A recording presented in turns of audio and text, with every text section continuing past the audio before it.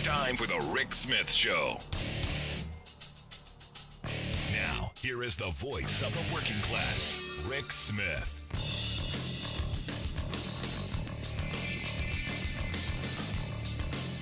And welcome, brothers, sisters, working class heroes.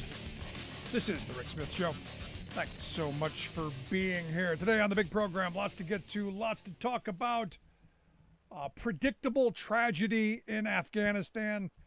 Today, the story's about the fall of Kabul. And look, not a military expert, but in my view, this was entirely predictable. And in fact, it was predictable 20 years ago. This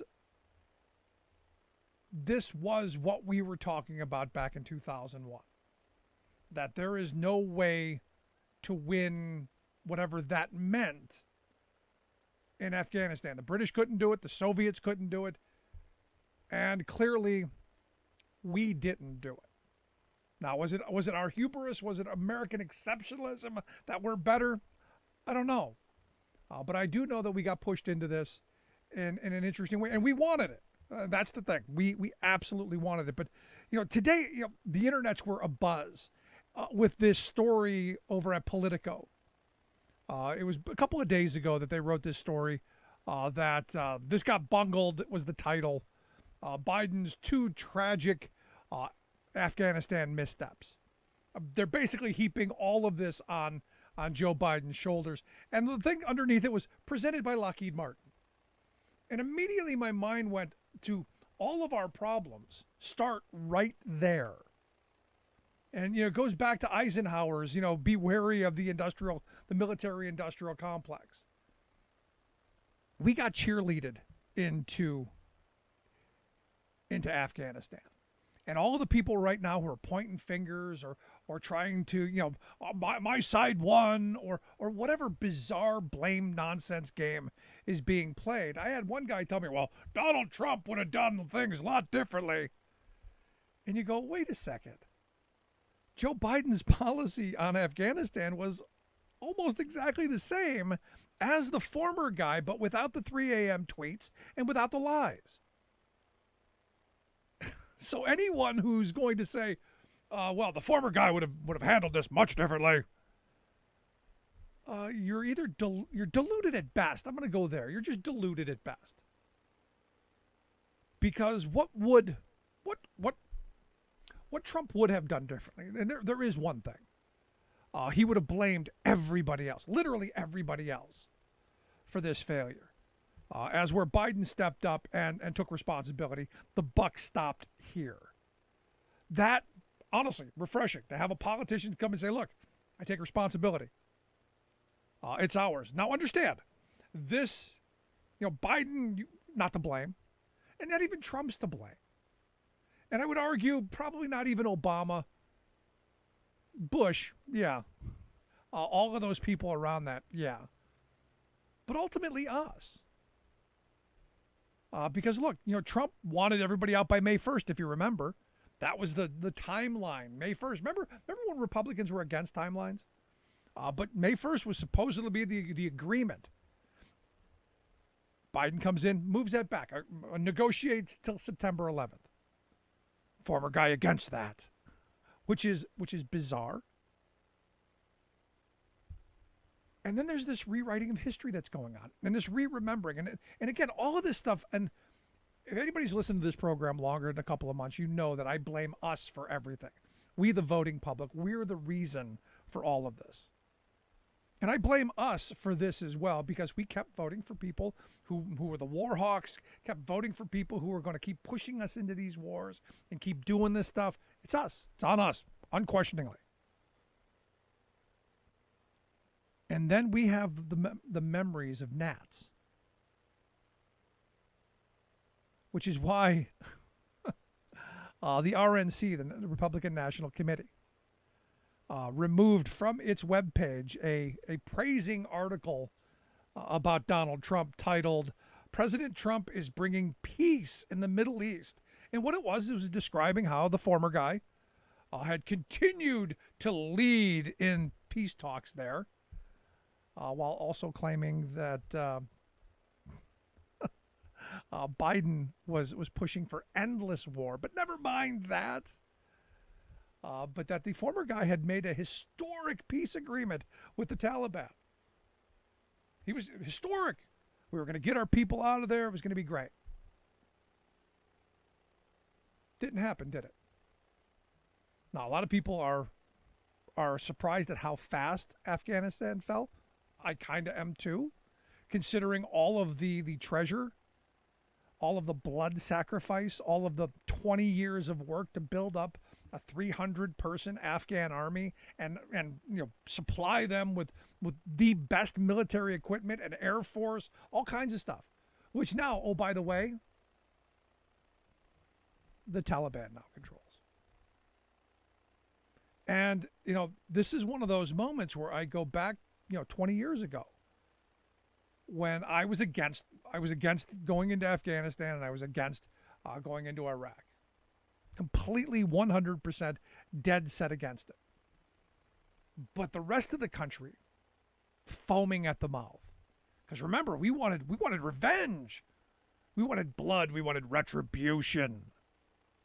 This is what the American people wanted. And overwhelmingly, our elected leaders ran right into it. Because we still had on the brain how easy Iraq 1 was. That was like 2 weeks, run in, run out, done. Victory, we won. So most of the people, and I remember talking to folks at the time, we're going to go get that bin Laden and we're going to get in there and we're going to get out. And everybody had on the mind right away, you wanted the blood, wanted the vengeance, wanted the retribution. 2 weeks in and out. No problem. It's going to happen. Because our military, we were told, it's going to be just like the first Iraq War. It's going to be easy. This idea of easy war was something that we bought. Hook, line, and sinker. And it's been 20 years now. And I still remember the yellow ribbons. How many people remember the yellow ribbons? Put the yellow ribbons on your car. Support the troops. George Bush saying, be patriotic, go shopping. Where was the sacrifice? I remember hearing the stories of my grandparents. During World War II, there was real sacrifice. You couldn't get rubber for tires. There were food rations. There was mass buy-in, mass mobilization. The entire economy turned to a war economy, a war production economy. What did we get? We got better iPhones. We got to buy things on our phone, and we got to argue over masks, and I don't know. So who was fighting the war? Well, the soldiers were fighting the war, who I feel for today, because all of their bloodshed and all of the lives lost brought us to this point that the people like me who were against it and asking questions of, what does victory look like? How long are we going to be there? When we getting out? What are we doing? Nation building was never part of the equation. And Joe Biden talked about that today. It was never part of the equation. We were never going to remake Afghanistan in the American mold. Although our hubris and our American exceptionalism, we were going to do it. And this is where I'm in this moment today, because there are so many people, so many of these pundits who are pointing fingers. And there's no real one person to blame. There were bad decisions at every turn. A lot of times the difference in decision making was bad or worse. Joe Biden got a bad or worse situation. Those were his choices. I got a bad decision, stay there and for another 20 years and cost more children their lives, and or get out and have this happen, which is worse. Biden chose to follow the Trump line and get out. And I agree with him. In fact, it's one of the reasons I voted for Barack Obama, because Obama said we were going to get out. This is one of those moments where the blame isn't solely on our politicians.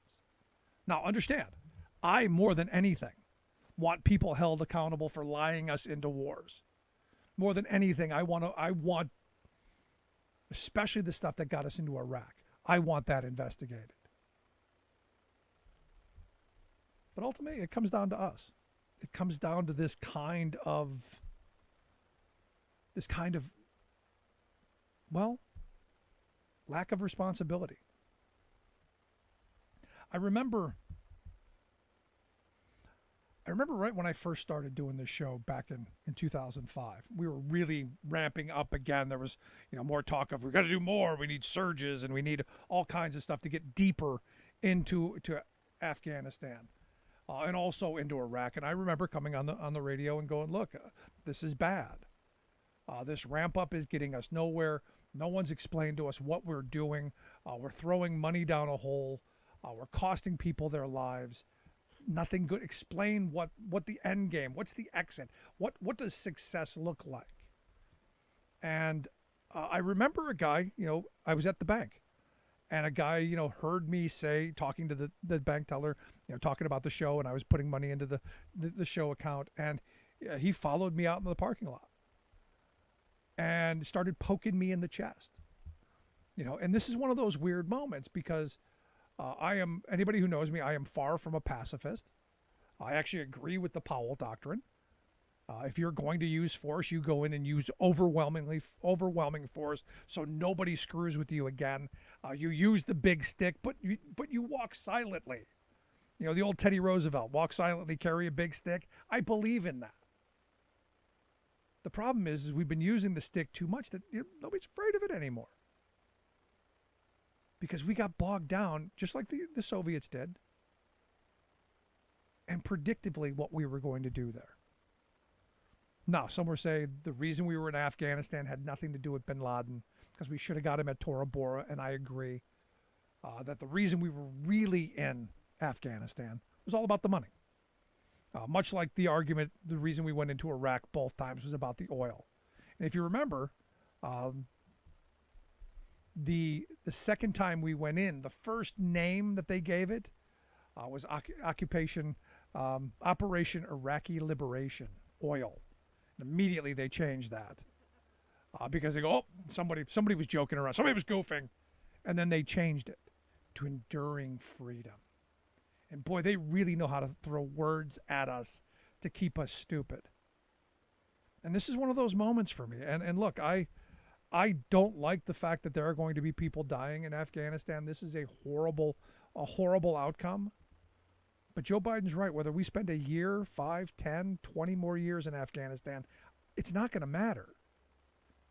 The people of Afghanistan who we built up an army of 300,000 people with the best weaponry, with an air force and the best training, a lot of them just laid down their weapons and surrendered. The leadership in Afghanistan fled. We can do nothing more. And it is time to get out. Now, corporate America probably not happy because I still say the reason we went in, we needed the poppies. We needed the heroin. We needed the opioids. The pharmaceutical industry needed the opioids, which they have flooded our rural communities with in huge numbers. We needed the pipeline. They needed a pipeline to the Caspian Sea because, hey, we need the oil. And, of course, the minerals. Afghanistan is rich in rare earth minerals. Need those.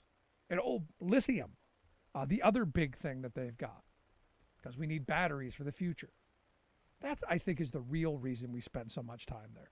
And the reason we spend so many contractors instead of actually horrible, especially for the folks in Afghanistan.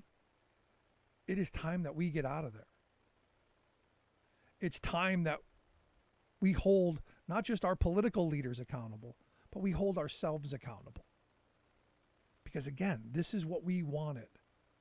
We voted for this war overwhelmingly.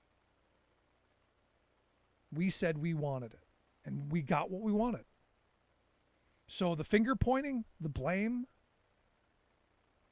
no more. there's too much blame to go around. And it's like my mother always said, if you're pointing your finger at somebody, you got three fingers pointing back at you. And I agree with that. In this instance, we are all to blame.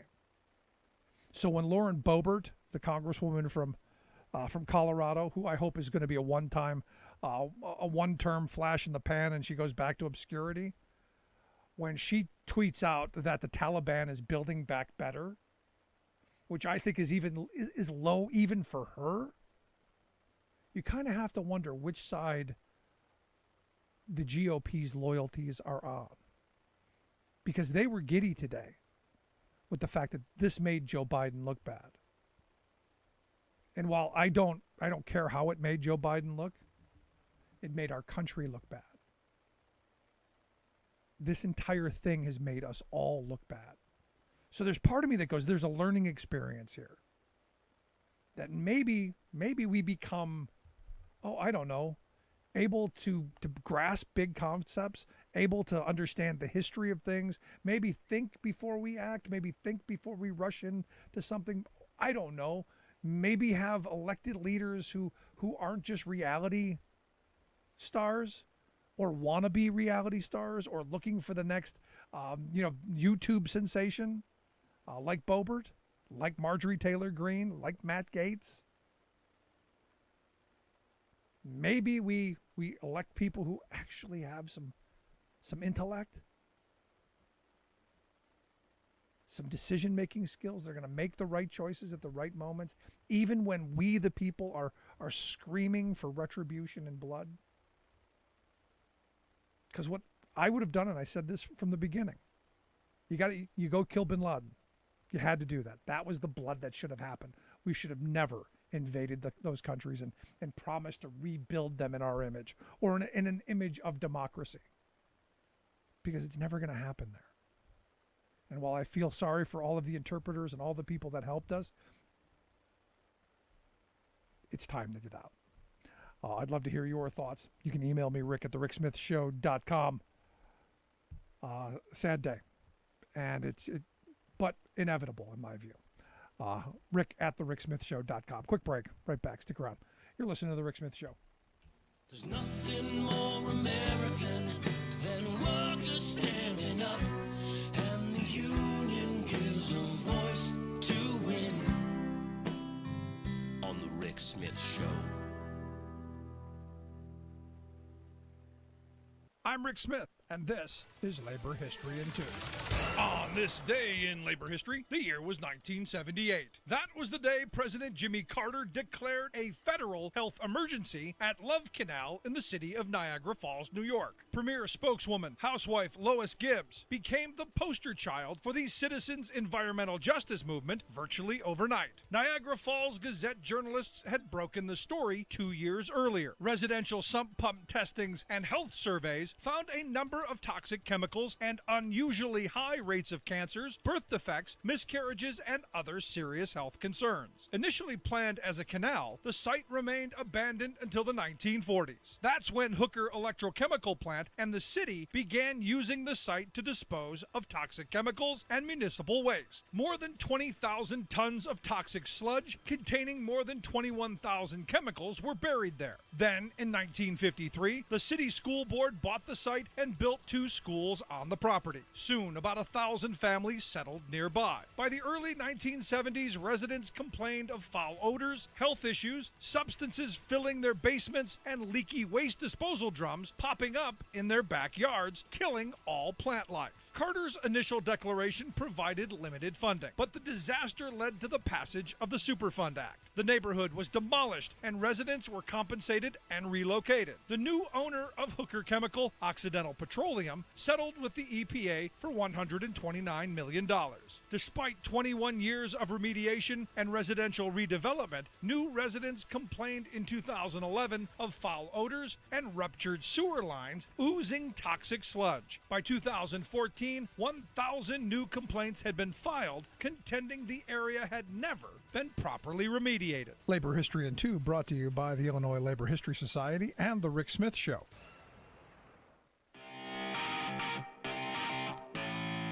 Welcome back to the Rick Smith Show. Now, here is Rick Smith.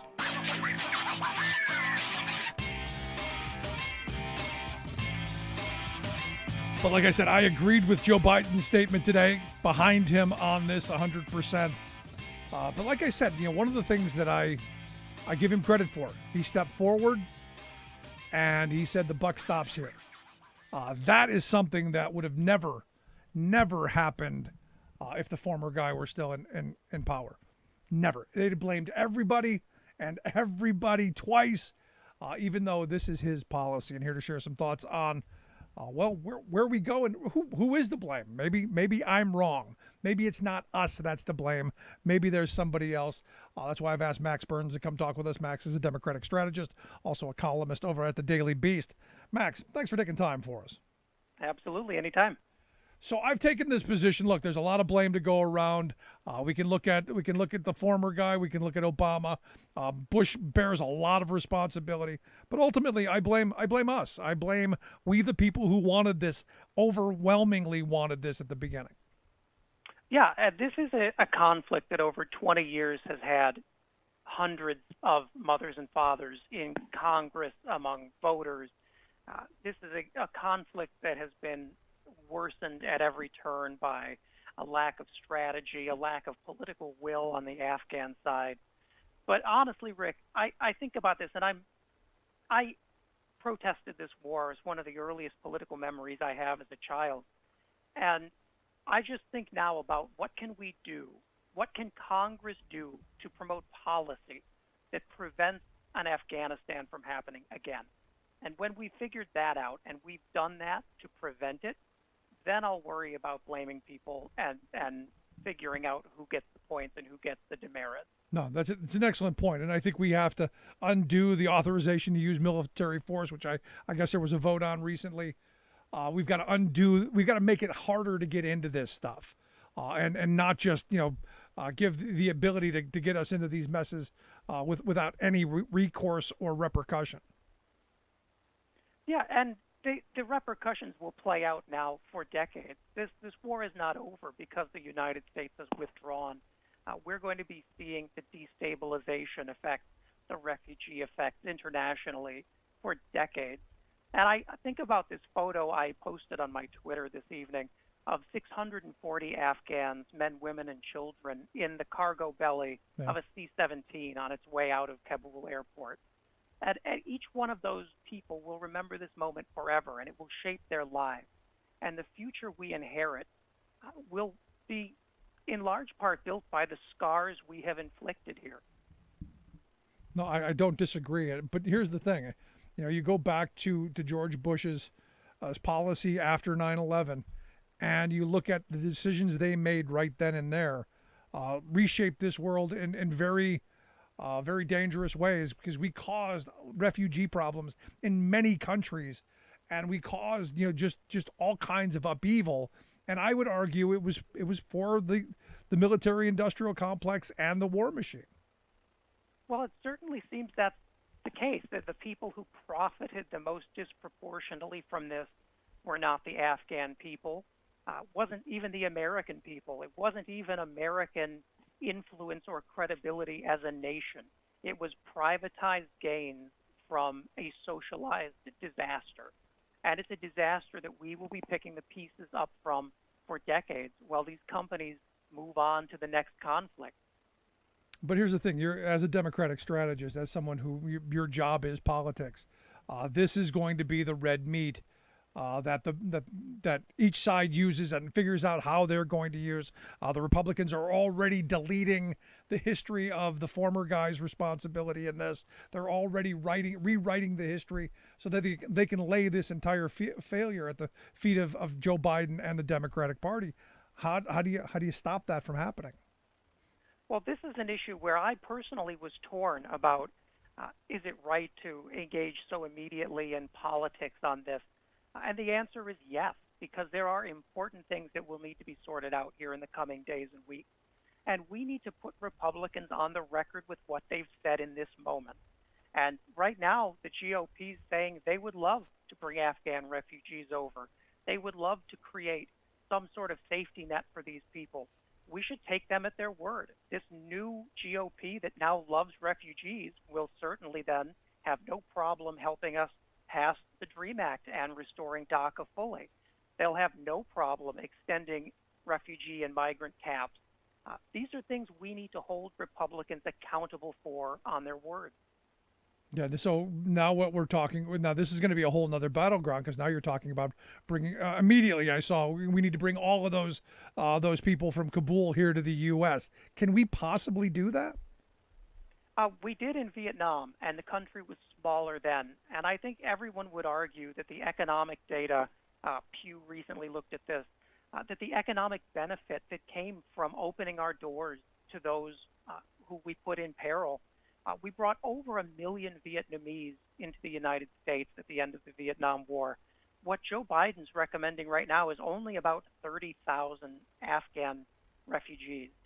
We need to do significantly more, and we'll find in the long term that our country will be better for having done the right thing.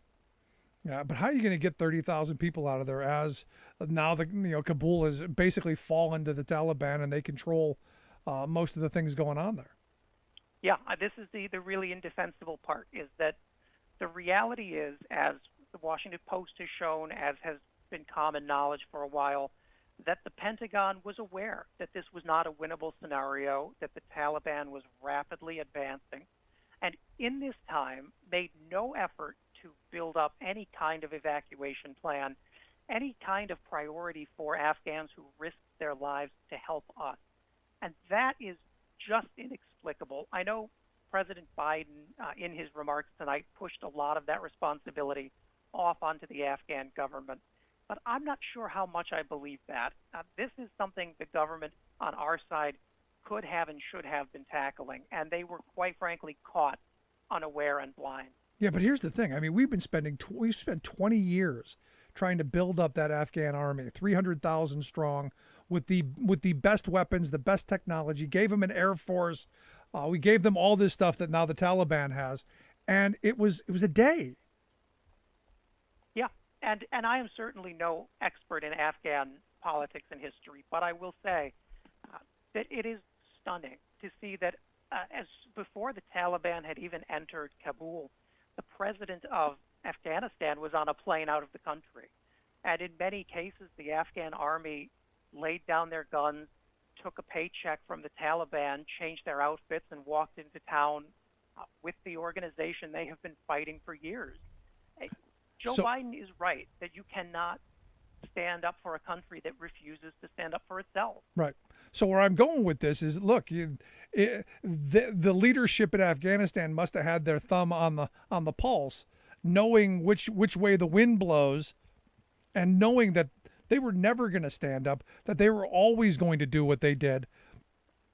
Maybe I'm in this weird spot where, did we know that this is how it is? Because I believe that was how it was always going to end. Or were we deluded in thinking that, no, they want democracy. They want to be their own country. They want to do what we're paying them to do. But one day, I mean, wow. It's stunning, and it's disheartening. I mean, the wave of chaos that's going to come over the coming weeks will be incredibly difficult to watch and to know that your nation played a part in. But I will say, the United States was the force propping up Afghanistan. If we had made it a priority to evacuate those who worked with us, those who were on bases supporting the mission, we could have easily done so. That was a choice not to prioritize, and one that I think will haunt Joe Biden. No, he was in an unwinnable situation no matter what he did, in my view. Yep. This was all coming unraveled. At least I believe it was. The former guy had set a timetable in place. They had made agreements. Biden tried to make agreements. There was no winning this situation. So for me, getting the hell out is the right answer. But here now, this is going to move us into a different direction now, Max. Because again, I blame us, we the voters, who keep putting these people into positions, who keep voting for this stuff. And I think, you've just written a piece on the 2020 census and how much more difficult it's going to be to win elections for Democrats, as the Republicans, they're masters at gerrymandering. How is the 2020 census going to give them the leg up in 2022? Well, this will be the first redistricting process since the Supreme Court's 2019 decision, which essentially said that the courts are not allowed to police whether districts are gerrymandered or not.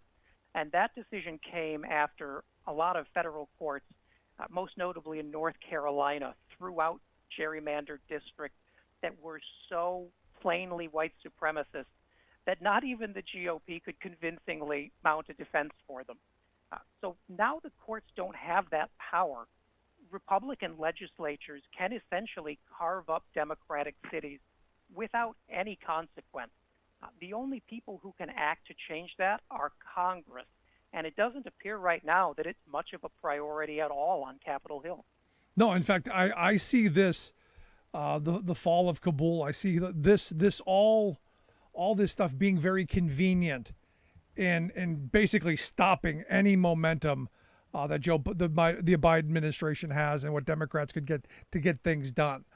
This is going to gum us up for quite some time. So maybe on infrastructure and certainly on the For the People Act, this just seems convenient to me. And I'm not being conspiratorial. It just seems convenient. Well, depending on what side you're on, for AOC and the squad who are really trying to push the For the People Act through, this is hugely inconvenient because there was just starting to be some momentum for getting work done without Republicans. And now that's going to be especially difficult as Joe Biden tries to limit the fallout on the right from Afghanistan. He may not be as excited as he was to potentially push the filibuster as an issue and get For the People passed. Yeah, I mean, we're moving towards very bizarre times. You know, I was reading an article about democracy deserts and how the future is going to be, heavily gerrymandered, and basically putting us in situations where we're polar opposite countries depending on what your address is. Yeah, and this is an issue that's only getting worse. Ignoring it as Congress has done will not make it go away.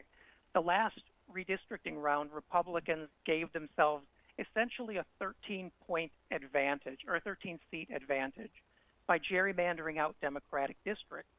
Now, this go-around, with even less oversight, they're looking at adding at least another 12 to that.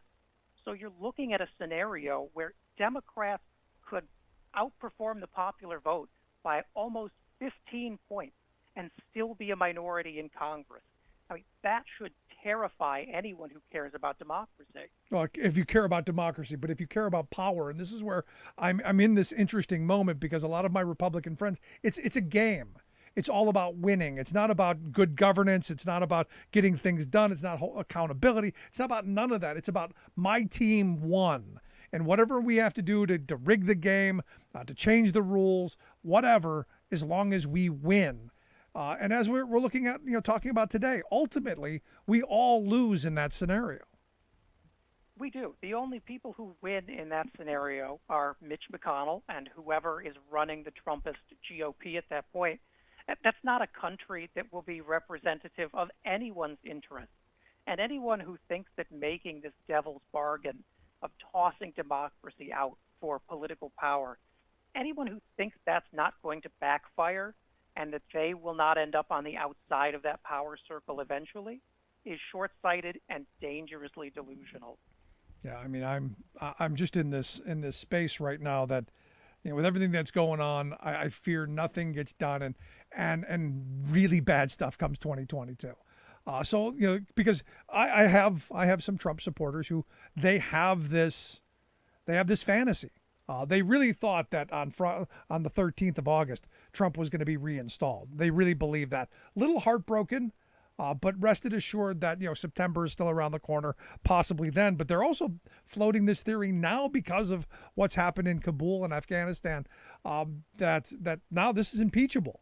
That when they take back the House in 2022, both Biden and Harris are going, and they are going to reinstall the former guy.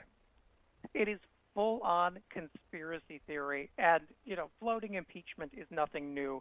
I think just today, Rick Scott, senator from Florida, introduced a resolution calling for Joe Biden to be removed for mental incompetence under the 25th Amendment, and an hour later sent an emergency request to the president asking for Florida to be declared a disaster area.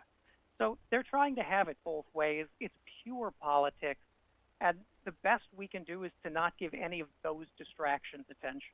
Yeah, I mean, ultimately, it is it is all about the game. But and here we are in the middle of still this spike going on. Like you said, Rick Scott's asking to declare his state a disaster area while attacking the president. It's quite amazing that they can do this with a straight face. And it's amazing that I agree with Ron DeSantis on something. His state is an unmitigated disaster. Absolutely. And it's going to get worse because, well, they're not willing to do anything, well, to make it any better. I mean, they're listening to the worst elements. I mean, I don't know if you've been spending time, watching these school board meetings where these people who barely, passed, high school biology are now these great epidemiologists and virologists.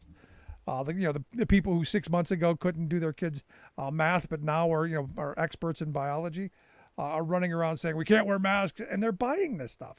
No leadership. No leadership, and these are sort of no holds barred. I had no idea a school board meeting could get quite so intense. There are some fists being thrown at these, but this is on the Republican Party. I mean, this is their rhetoric, and it's whether they can't or won't contain it. It has to be treated as a public health risk, and the people platforming these individuals should be ashamed of themselves. Yeah, no, I mean we're in an interesting moment, and I'm looking towards the next couple of days to see how things are going to go. I'm hoping, there's part of me that goes, we're Americans, we get amnesia. This will be in the news a couple of days. We'll forget about it. We'll go back to the mall. We'll just keep buying stuff on Amazon, and we'll forget all about it. And it'll be something else down the road, and maybe we can get some work done. But I also worry that this becomes what the GOP just hammers on from now until Election Day. Yeah, and the thing I will say, as cynical as it may sound, is that statistically polls have shown and data has shown that foreign policy decisions, even things like the end of the Vietnam War, don't really meaningfully impact polling. That Americans don't really decide their votes on foreign policy. Yeah, good point. So this is something I think Republicans will try and message. They're going to find it doesn't play, and they're going to move on. But that should not absolve us from our moral responsibility to do right by these people. I'm right there with you. Max, I appreciate the time and the work. Always great having you on the program. I appreciate it. Keep it up. Anytime. Thanks. Good stuff. Our good friend Max Burns. Let's take a quick break. Right back after this. Stick around. You're listening to The Rick Smith Show. We're working people. Come to talk. Remembering that united we bargain, divided we beg. Rick Smith.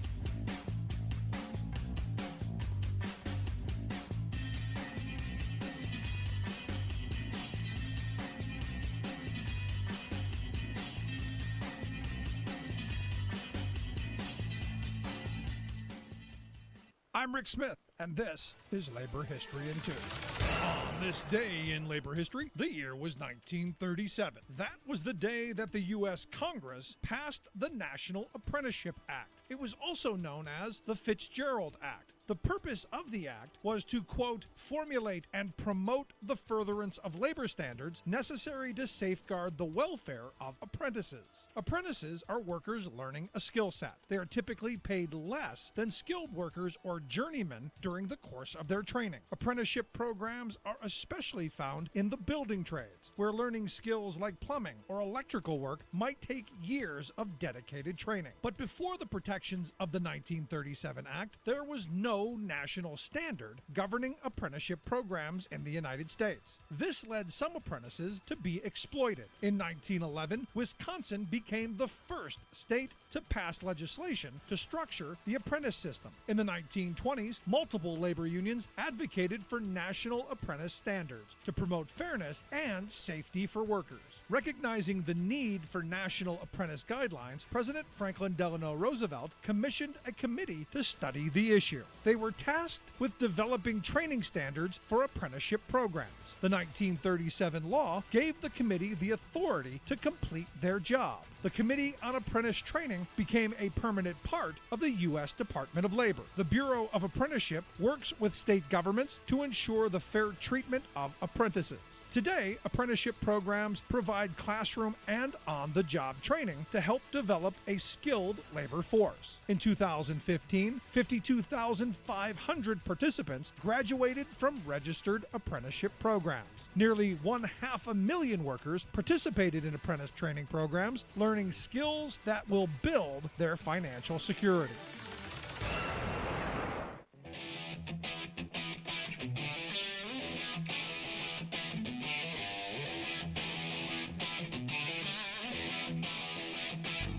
Welcome back to the Rick Smith Show. Now, here is Rick Smith. You know, when I was a kid, I remember growing up. I grew up born in the 60s, grew up in the 70s, in the shadow of the Vietnam War. And I remember those guys coming back from Vietnam who were basically just dumped into our housing project like garbage. I mean, they were broken, drug, alcohol problems, bodies broken, minds broken.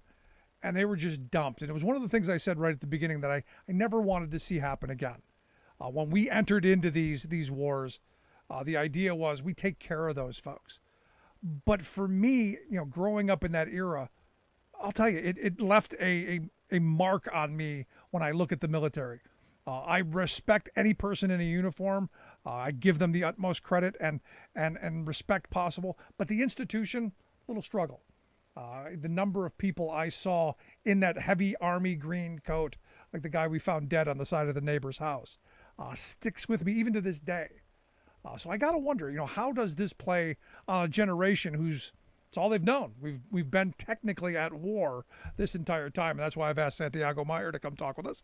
Santiago is the founder and executive director of Voters of Tomorrow. Votersoftomorrow.org is their website. Santiago, thanks for taking time for us. Thank you so much for having me. So like I said, I mean, I spent the good portion of the years growing up seeing people in Army uniforms who had major problems. And it got me thinking, you know, you've spent almost your entire life, probably your entire life with this nation at war. What does that mean for your generation?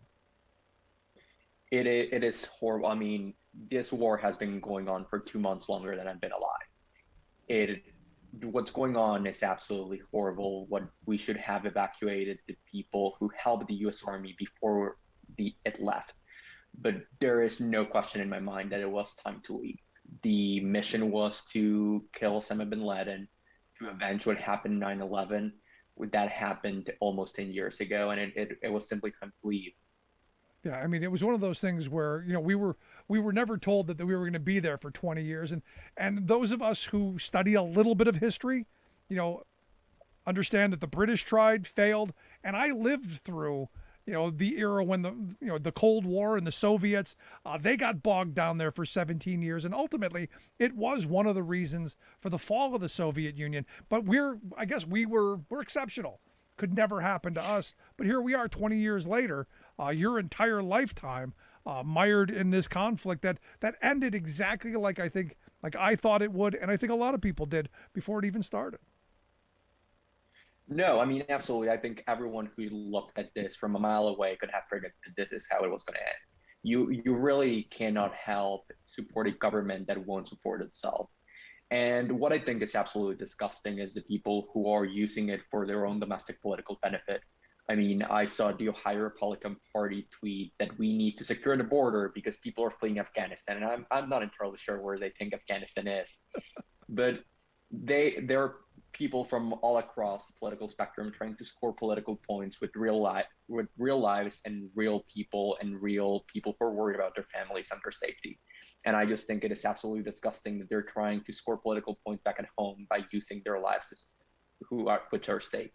Now, obviously, the next fight is going to be, what do we do with those people in Afghanistan who did help us, who were part of trying to build something?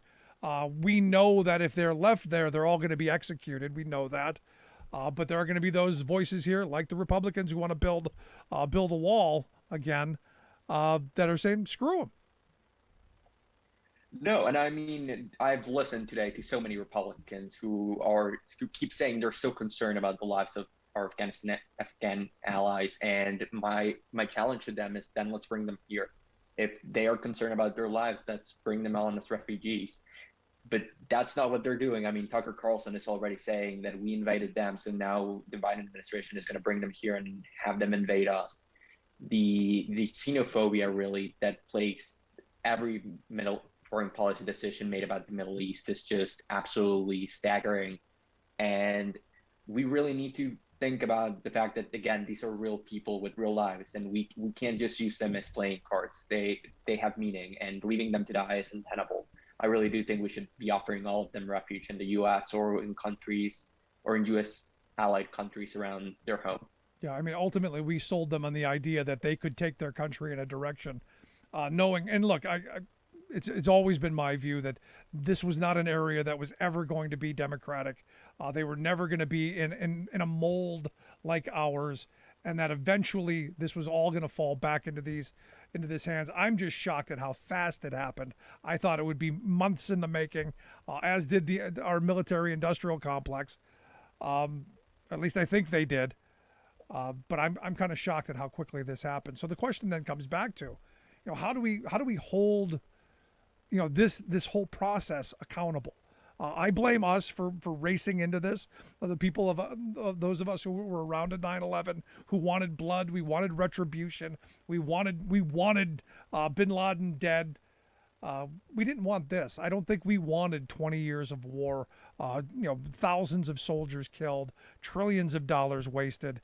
But we're going to have to figure out how to dig out from this, and it's going to come back to our elections. And the more I'm looking at what's going on, Santiago, is this game's being rigged, and our democracy is under attack.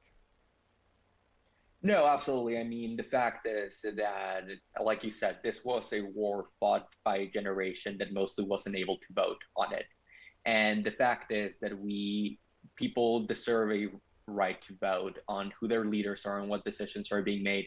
And the current status quo is really not letting that happen. I mean, we see gerrymandering, we see voter suppression. There's been over 420 bills introduced in over 40 states, just trying to limit the vote. And unfortunately, that really ends up really impacting young voters and voters of color who don't have the skills to go and fight voter suppression. I mean, I see people my age who are really confused by why this fight is going on, and they really think that it shouldn't be controversial. People should elect their representative. Their representatives should elect them. So the fact that maps are drawn to try and choose the people who you want to represent it is antithetical to everything that this country is supposed to stand for. Yeah, but it's not new. I mean, gerrymandering is not new. I mean, this goes back 100 and some years. What is new is the precision at which they're able to gather data and to carve up areas that look like, Rorschach tests, that look like cartoon characters, that are the most bizarre, non-compact and non-contiguous districts you can come up with. I'm not horribly opposed to the idea of gerrymandering if you're gerrymandering to make more competitive districts so we have more democracy instead of less. But those who want to hold on to power and keep power, knowing their numbers are dwindling, they're getting much more creative and using our court system to help along. Yeah, and it's not only gerrymandering. I mean, the fact is that gerrymandering is coupled with efforts to make sure that people of color cannot vote, to make it harder for young people to register to vote, with efforts to prevent online registration and with efforts to prevent automatic voter registration. And what they're really trying to do is secure power with the support of the minority. Their supporters are in large numbers not supporting them anymore, which is a representative of the fact that their policies are not popular with the people that they represent. And what they're really trying to do is figure out a way to retain power without having that support. So they are doing it in the most anti-democratic way possible. They are making sure that the people who would vote them out can't vote. And that is against everything that this country is, again, supposed to stand for. And that's why Voters of Tomorrow is here to try and really fight all those efforts and make sure that young voters know how to combat those efforts and still go out and make sure their voices are being heard. Yeah, you said a second ago that the Republican policies aren't popular. I would argue that not just that they're not popular, they don't exist. Right. And in places where they did take a position, like praising Trump for his decision to get out of Afghanistan, they immediately want to go back and undo that and erase it and rewrite it. Basically, they're the Winston Smiths of the 21st century. Are you surprised by any of this, though? I mean, this is how the game is played, right? I'm honestly not surprised. I mean, I was tweeting in the morning. I saw a bunch of Republican politicians go back and delete all their tweets about Afghanistan before August 10th. And I keep saying that being pathetic is natural to who they are, but every day there's a new low as to what they do. And trying to get elected with literally fascist ideals like a Marjorie Taylor Greene or Lauren Boebert, while also denying what they said even months ago, is just, again, pathetic. That is not something that anyone should be proud of, but the Republican Party keeps going on and putting it in t-shirts. I mean, Kevin McCarthy was in the possibly greatest cell phone of all time, was selling t-shirts that literally said moron. So the Republican Party is just proud of being this thing that they've become. And I don't think anyone should reward them for that. I think they should keep getting their ass beat in elections for every election to come. Unless they can lie, cheat, and steal, as they've been trying to do. You brought up Lauren Boebert a second ago, and today she tweeted out that the Taliban was building back better. When I read that, I'm going, wow, even for you, that's low. Yeah. No, I mean, they pride themselves on being the lowest of the low. Lauren Boebert and Marjorie Taylor Greene have, for the entirety of their terms, just tried and said the most controversial thing they could think of. And this is just another example of that. I mean, their goal is to get donations by being controversial, and it's working for them. And this is why we need to reform our election finance system so that stuff like that does not work. Ultimately, because all of this, and you're right, it all comes back down to the money. All of this, in fact, I started off the show talking about the Politico article that was, presented by Lockheed Martin, talking about where Joe Biden failed. And you go, why is Lockheed Martin putting out, this, supporting this kind of stuff? Because it makes Biden look bad and pushes this frame of we shouldn't be leaving. We've been there 20 years. The Lockheed Martins, the Grummans, the Kellogg Brown and Roots, the Halliburtons, all of these huge military industrial complex companies have made billions of dollars off of the taxpayer and off of the blood of our soldiers. And they never want to leave that environment. No, and again, those soldiers are generally younger people. I mean, the people that are dying are people who probably weren't even born at the time the conflict began. And that just really goes to show about how long it I was not even born when troops landed in Afghanistan for the first time. Right. I'm currently 19 years old and leading this organization. And it is unthinkable that we've spent this long and really achieved nothing. We achieved nothing. The government collapsed the second the U.S. government began. It is just a testament to the failures of U.S. foreign policy, not only of even Republican presidents, because it goes back decades. It doesn't just go back to even George W. Bush who started this, but it just goes back to a legacy of failed policies for every administration. Look, there's nobody who's 100% to blame, and nobody is blameless in all of this. But I don't put it at Biden's feet. A couple reasons. One, he's only been in office a couple of months, and he inherited this withdrawal. I think he did the best he could do given the horrible situation that he was put in. I do want to ask you about the group that you founded, this Voters of Tomorrow group. Basically, explain to me what it is first.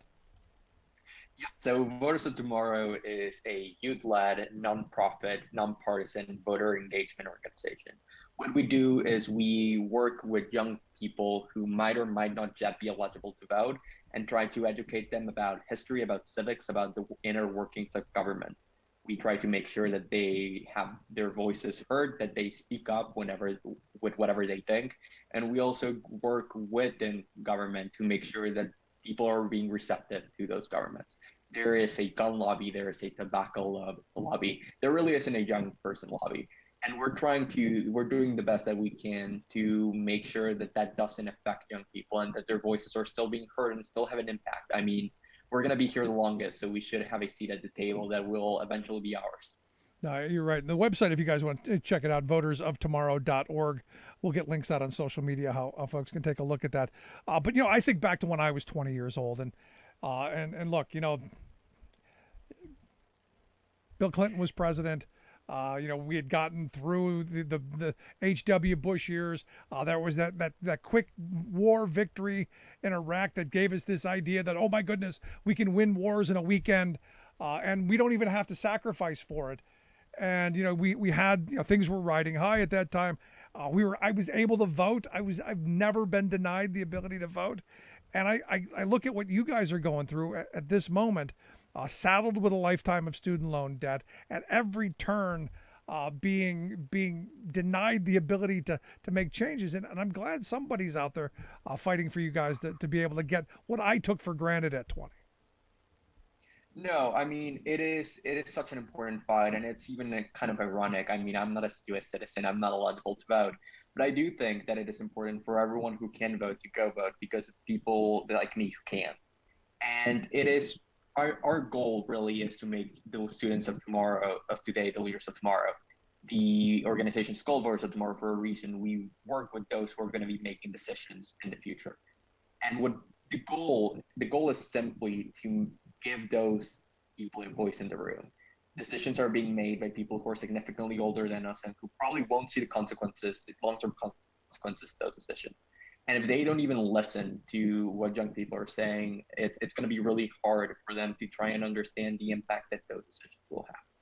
So Voters Tomorrow is trying to get in the room. It's making noise. It's working, and it's on the ground, really getting people engaged and getting college students to be a part of this movement and to build a new generation of democracy defenders.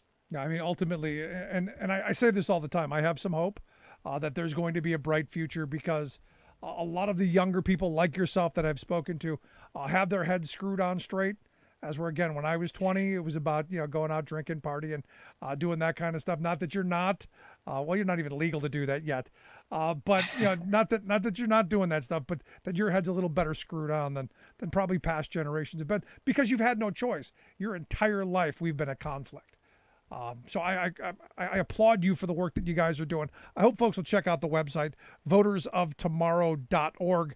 Make sure you check that out. We'll get links out. Santiago, I appreciate you taking time. Hope you'll come back and talk to us again sometime soon. Thank you so much for having me. Anytime. Good stuff. Santiago Mayer, founder and executive director of Voters of Tomorrow, votersoftomorrow.org. Quick break. Right back. Stick around. You're listening to The Rick Smith Show. Remembering that united we bargain, divided we beg. Rick Smith.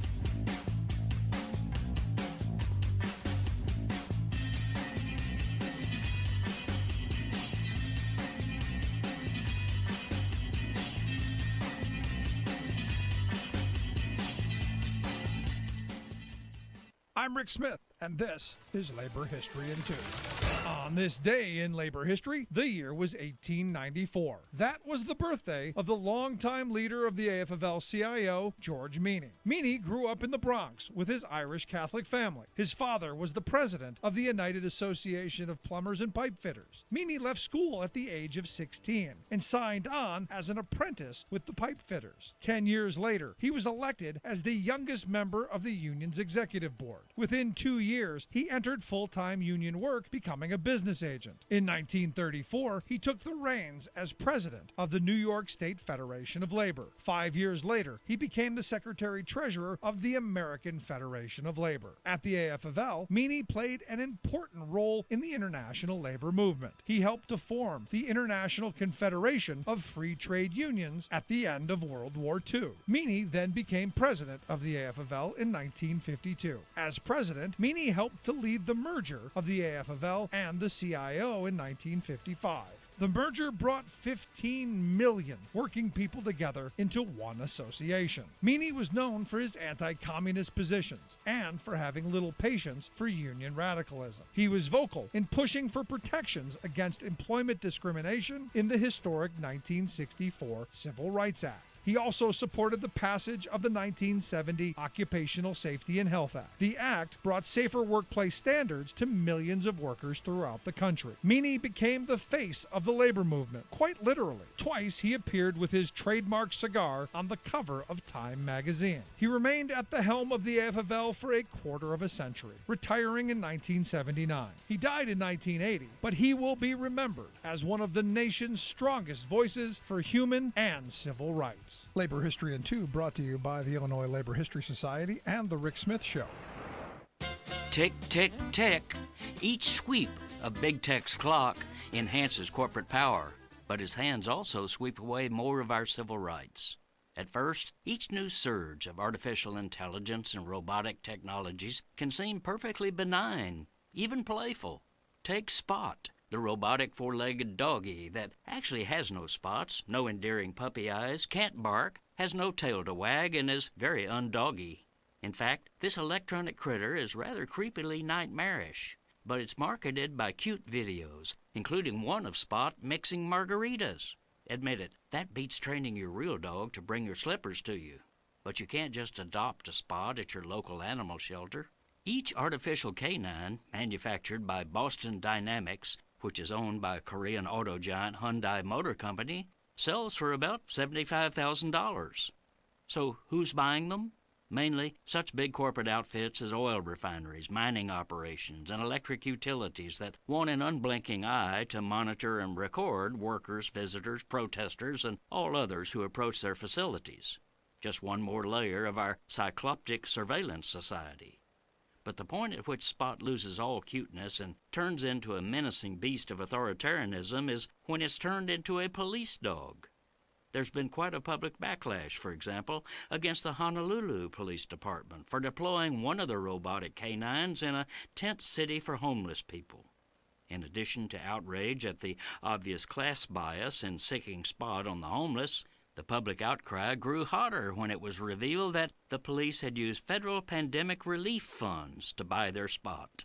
Corporate and government officials assure us that this latest tech marvel won't be used to spy on innocent people, be weaponized, or otherwise bite us on the butt. Trust us, they say. This is Jim Hightower saying no. The Hightower Radio Lowdown is brought to you by the Lowdown Happy Hour, live streamed from the Chat and Chew Cafe. Details at hightowerlowdown.org.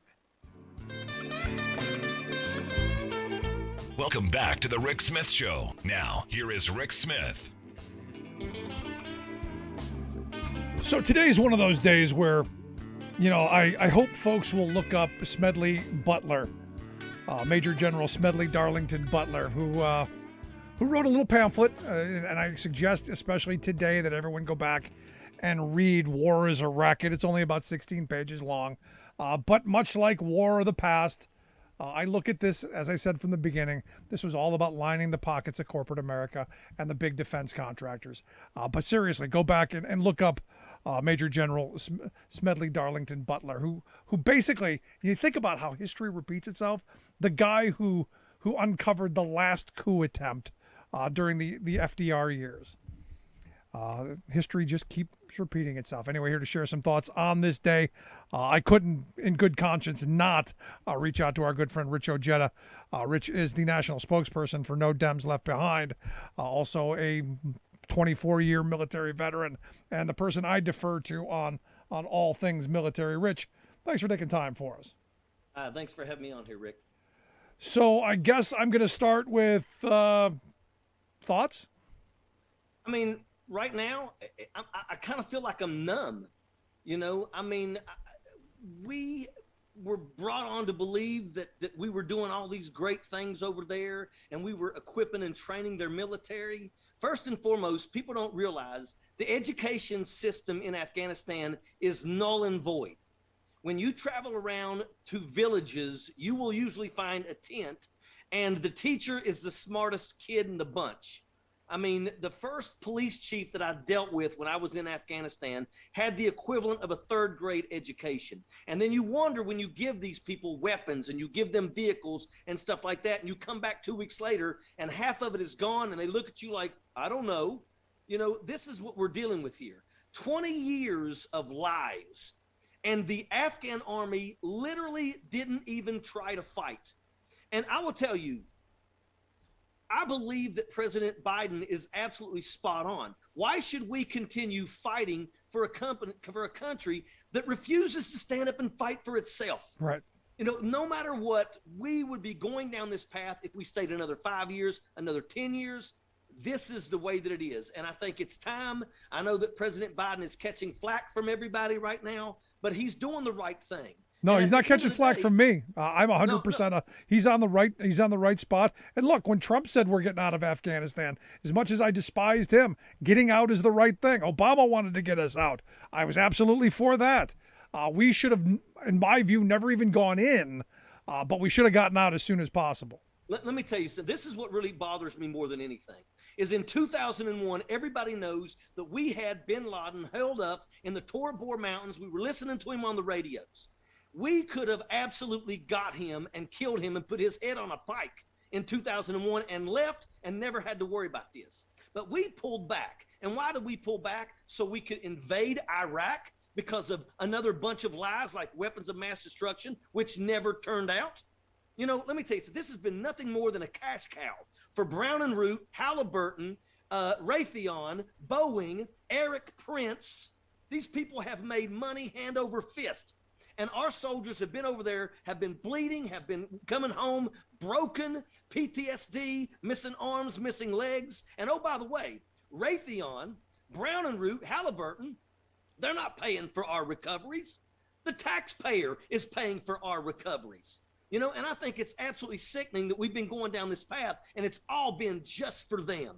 And that's exactly, they're the only winners in this. The only winners in these last 20 years are the military industrial complex and their contractors. Well, I started this segment off talking about Smedley Butler and his piece "War is a Racket." And his famous quote is, I was high priced muscle as a general in the Marine Corps for the bank boys and the sugar interests and corporate America around the world, because this is not new, Rich. We've seen this throughout history. We have used our military to go and deal with our interests abroad, and our interests are always corporate. I've never had any interest in Afghanistan or Iraq, but corporate America has. I will tell you that, and I hate to say this, and I don't want people thinking I'm talking down to people, but all you have to do is watch some of these documentaries like Restrepo, places like that. First and foremost, they don't need roads in Afghanistan. For the most part, most of these people live their entire lives with a donkey. They don't have that capability. We're over there building roads. For what reason? I mean, it's nothing more than a cash cow. And we're over there. We're all over the globe. We have troops all over the globe. We're not promoting democracy. We're protecting the interests of corporations is what we're doing. And you know what? I'm sick and tired. I'm sick and tired of watching these people in Washington, D.C. beat the drums of war when the only thing that comes of it is we go off, we get broken, we come back, and our tax dollars have to take care of us for the rest of our lives. I mean, this is absolute garbage. It's not Joe Biden's mistake. This is Bush's mistake. This is four administrations worth of mistakes, and right now, I feel numb because for 11 years, I've been working my butt off, writing letters almost literally at least once a week to try to help my interpreters. I've been successful and got 5 of my interpreters in America. There's one that's still in Afghanistan, and I've been writing letters for him for 11 years, and he stood by my side in combat. I've got one interpreter that's in Arizona, and he made it to America, but his wife and baby have been denied for the past 4 years to be able to come over here and join him. Is that the way we treat people who stand with us in combat? I'm sitting here right now, and I got 2 of my interpreters. Their family has fled to the mountains in the Hindu Kush Mountains. You cannot find a more brutal area that has nothing that is going to benefit you than those mountains. They're brutal, they're cold, they're harsh. And they know that if they come out of those mountains, they're going to get killed. My interpreters are here, and they don't even know where their families are at now. They don't even know if they've lost their families. And this is absolutely it's brutal. And to sit and watch an MRAP and a Taliban soldier get out of it? I mean, I'm sick and tired of watching these people want to put boots on the ground. You know, Desert Storm was the only war that we fought where we did things right. We allowed the Navy and the Air Force to do what they can do. And if you let the Navy and the Air Force do what they can do, you don't need to ever put boots on the ground. But you put boots on the ground because that adds to make it continues the process. And that's how these companies like Halliburton, Brown and Root, I've said this many times. When I was in Iraq in 2004, 2005, there was 163,000 troops in Iraq. We were paying Halliburton, Brown and Root $200 per day per troop to eat. And if anybody thinks we were eating that kind of food, you're crazy with the heat. It was nothing more than a cash grab for these people. And I'm sick and tired of them always winning at the cost of blood, sweat, and tears of our troops. It's unacceptable. I'm right there with you. Look, they say we've been at war for 20 years. I have not been at war for 20 years. The war fell on folks like you and your fellow soldiers. So in this moment, you know, what do you think they're feeling? What are you feeling? Because look, most of us, we don't have any blood in this. We don't have any sweat in this. This is just something on TV that we're watching. You know, how do you think folks are feeling? What are you feeling? I've got 13 brothers that did not come home. 9 of them died in Afghanistan. And right now I'm sitting here thinking about their families. You know, I mean, I'm not going to mention their whole names, but everybody who served in Charlie Company 37th Engineer Battalion remembers Big Hurt. Big Hurt left a wife and 2 children. Everybody remembers Raf. Raf left a wife and 2 children in Afghanistan. And I can only begin to imagine what they're thinking right now, because they lost a father. They lost a husband. And for what? For what? So that we could literally give everything? We just now equipped the Taliban with literally everything. They've got weapons, they've got MRAPs, they've got aircraft, they've got night vision capability, they've got radios, they've got top secret sensitive data now. And we gave it to them because we kept telling everybody that we were training the Afghan military and that they were ready to fight. They caved. They didn't even fight.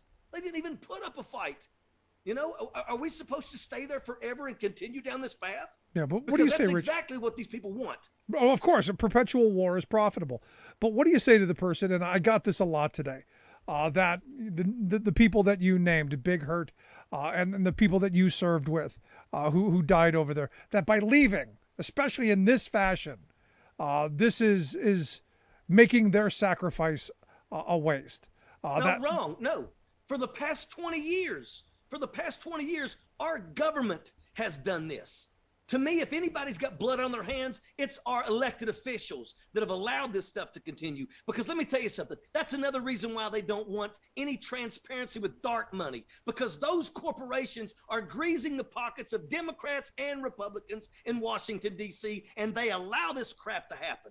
And that's exactly what's going on. There's nothing that we could do. If we stay for another 5 years, we just dump another $1 trillion, we lose another 2,000 soldiers, and we send another million back here broken with PTSD, missing arms and legs. Is that what we do if we just keep going down that path? But hey, Halliburton, Brown and Root, Raytheon, Boeing, Lockheed Martin, they're going to benefit from it. But at the end of the day, we don't. And our elected officials need to be held accountable for this. But again, you know, I started off today by talking about the fact that we wanted this war as a country. We overwhelmingly wanted this. I think the polling at the time was, 70, 80% of the country was go get them, go get Bin Laden, because we were kind of drunk off of the idea that you could have a 2-week war, win, come home, have the parade, kiss the babies, do all that stuff, and we weren't up for what this turned into. And we didn't spend 20 years on a war footing. We did what George Bush wanted us to do. We went shopping at the mall. I'm a combat soldier, and we train to fight and win this nation's wars. And we're capable to fight and win this nation's wars. But at the end of the day, if you don't let us do our job, if you pull us back and instead of letting us go out there, find the Taliban and deal with them, instead you put us in an area and tell us that we got to train people that have literally no education, that's an issue. But once again, we had Osama bin Laden held up in the Tor Bor Mountains. We could have killed him by the end of October, November of 2001 and come home and got that big parade. We killed him in May of 2011. We should have come home then. That should have been the time for us to come home. We got him. It's over with. But instead we stayed. We stayed because why? Because of money. Because we didn't want to pull out and leave all this free money to not go into the hands of these corporations. And then what we did was we come back and we invaded Iraq, and we invaded Iraq under weapons of mass destruction. I crossed into Iraq at 2:30 in the morning with my troops, and we actually believed that we were going to find weapons of mass destruction. And you know what? They never found any of them. They never found any of them. It's all a bunch of garbage. We went into Iraq because they knew we didn't want to kill Osama bin Laden, let him get away so we can go back and spend another decade in Afghanistan, which ended up being 2, while we went into Iraq, and that was a big cash cow too. No, absolutely. In fact, I still remember Operation Iraqi Liberation Oil before they changed the name of it. But here's the thing, and one of the things that we were told is that we're fighting them there so we don't have to fight them here, Rich. That's the reason we needed this. We needed to fight them here. In fact, right now you got Republicans saying we need to build a wall because the Afghans are going to come rushing across the border. That's because they're trying to make everybody throw stones at President Biden. First and foremost, the Taliban do not have the capability. They don't. They got all this new equipment right now. Half of them don't even know how to start it. I'm telling you right now, that's one of the biggest problems that they have is they have literally no education system in Afghanistan. The Taliban is the same way. The only book they read is the Quran. That's the only thing that they know. It's not there. I'm not worried about the Taliban. I want to get your thoughts. Don't have the capability. I want to get your thoughts on Lauren Bobert's comment, because of all the comments I saw today, this was probably one of the most egregious. She said that at least the Taliban is building back better. That's low even for her, I think. She is a horrible human being, and if her district reelects her, then they deserve what they get. She brings nothing to the table. That's the problem right now today. And that's how the Republican Party has become. It's not about getting things done. It's about who can make the most noise and who can get everyone to look at them the most. Matt Gaetz doesn't do nothing. Jim Jordan does nothing. Marjorie Taylor Greene does nothing. Lauren Boebert does nothing. Ted Cruz does nothing. They don't get nothing done. As elected officials, they're supposed to go forward. They're supposed to bring capabilities and opportunities back to their home states. They don't do anything. They push no legislation whatsoever. Jim Jordan has been a congressman for 14 years and has never pushed the first single bill. And the same thing goes with Matt Gaetz. These people are failures, and the only reason they are there is to make a lot of noise. And until the people in their districts realize that they're not benefiting from those people in office, it never changes. So let me ask you this, going forward, today was a bad day. Tomorrow is going to be worse. The next couple of days, especially for the people in Afghanistan, are going to be horrible. What's the path forward? Is there a positive out of this that we can take from it and move forward, or is this just all bad? This is what should have happened. And once again, there's a lot of mistakes. We talk about Iraq. One of the biggest mistakes we made in Iraq was we fired their military. We could have easily placed their military after we won and said, look, now you General so-and-so, you're going to take your troops to Tikrit and you're going to control the security situation up there. We could have did that. We could have paid them, and we could have had an election, and then we could have left Iraq. Same thing goes here. We absolutely failed miserably. What we should have done is we should have said, look, we're going to take 6 months. 6 months, instead of pulling everybody out and then saying, let's get these people out, we're going to take 6 months to evacuate our interpreters, all the workers that work with us and their families. We could have worked with other countries across the globe and said, Canada's going to take 20,000. Qatar's going to take 15,000. We could have did that, and we could have did this in a nice, peaceful manner, and in 6 months had everybody out of the country that needs to be out of the country, and then we leave and there's no big deal. We could have done that, but we didn't. That was the biggest mistake that we made, because right now it is desperate. And I'm going to tell you something that I already know is taking place, and I know this because my interpreter told me. When I was in Afghanistan, every once in a while I had to hold a dead person's eyes open so I could take a photograph of his retina, okay? And it goes into a system. And we were doing that with everybody. If a person worked for us, we took a picture of their information and we put it in this big box, okay? Well, guess what? That technology is now in the hands of the Taliban. And what the Taliban are doing is they're stopping people and they're taking photographs of their eyes. And the moment you take a photograph of their eyes, it pops up if they're in the system. If they were a prisoner before, they're in the system. If they worked for us, they're in the system. And if it shows that they work for us, the Taliban is killing them. And my interpreter let me know that. And let me tell you something, that is absolutely scary because they've got that capability now. And again, we gave that to them. This was my problem with training them, arming them. Now the enemy has all of this stuff. Last question I've got for you. What do we do about this tomorrow? What do we do the next day? What do average people like me and folks who we didn't shed blood for this. This was just a minor inconvenience for most people. What do we do now? You know, right now my biggest fear is the troops, because I feel a little hollow inside. And I know that there's a lot more out there that went through a lot more than I did that are also feeling really hollow. And it's like they're questioning why we even found ourselves in that situation. I think that over the next couple months, it's going to be really tough on all of us who served in Afghanistan when we realize we never lost a fight. We never lost a battle. But yet, the Taliban has basically won the war. And, you know, there's no easy answer here. Right now, there's going to come a time when we're not going to be able to fly another aircraft out of that airfield.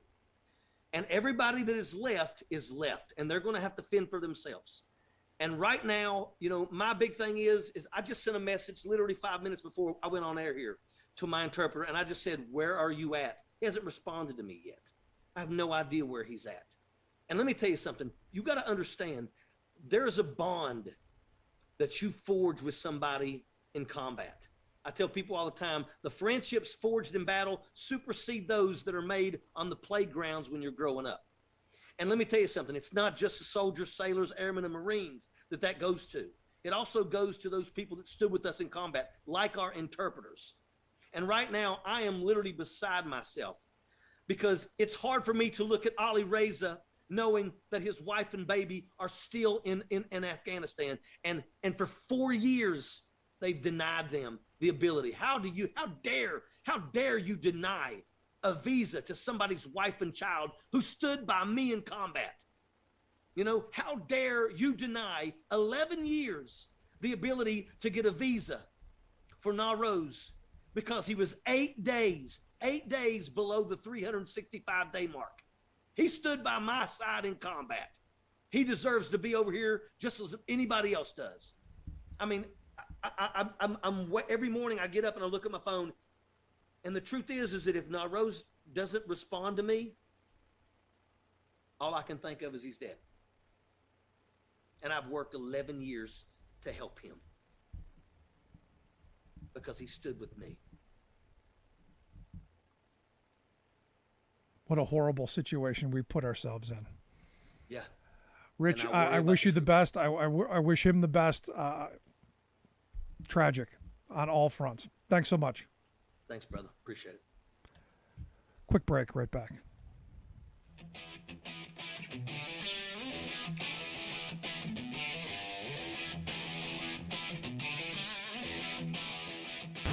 Saving work in America, one show at a time. The Rick Smith Show.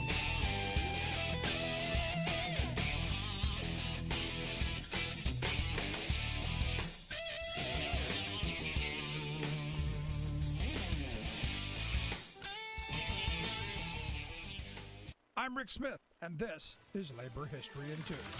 On this day in labor history, the year was 1978. That was the day President Jimmy Carter declared a federal health emergency at Love Canal in the city of Niagara Falls, New York. Premier spokeswoman, housewife Lois Gibbs, became the poster child for the citizens' environmental justice movement virtually overnight. Niagara Falls Gazette journalists had broken the story 2 years earlier. Residential sump pump testings and health surveys found a number of toxic chemicals and unusually high rates of cancers, birth defects, miscarriages, and other serious health concerns. Initially planned as a canal, the site remained abandoned until the 1940s. That's when Hooker Electrochemical Plant and the city began using the site to dispose of toxic chemicals and municipal waste. More than 20,000 tons of toxic sludge containing more than 21,000 chemicals were buried there. Then, in 1953, the city school board bought the site and built 2 schools on the property. Soon, about 1,000 families settled nearby. By the early 1970s, residents complained of foul odors, health issues, substances filling their basements, and leaky waste disposal drums popping up in their backyards, killing all plant life. Carter's initial declaration provided limited funding, but the disaster led to the passage of the Superfund Act. The neighborhood was demolished and residents were compensated and relocated. The new owner of Hooker Chemical, Occidental Petroleum, settled with the EPA for $129 million. Despite 21 years of remediation and residential redevelopment, new residents complained in 2011 of foul odors and ruptured sewer lines oozing toxic sludge. By 2014, 1,000 new complaints had been filed, contending the area had never been properly remediated. Labor History in 2 brought to you by the Illinois Labor History Society and The Rick Smith Show. Welcome back to the Rick Smith Show. Now, here is Rick Smith.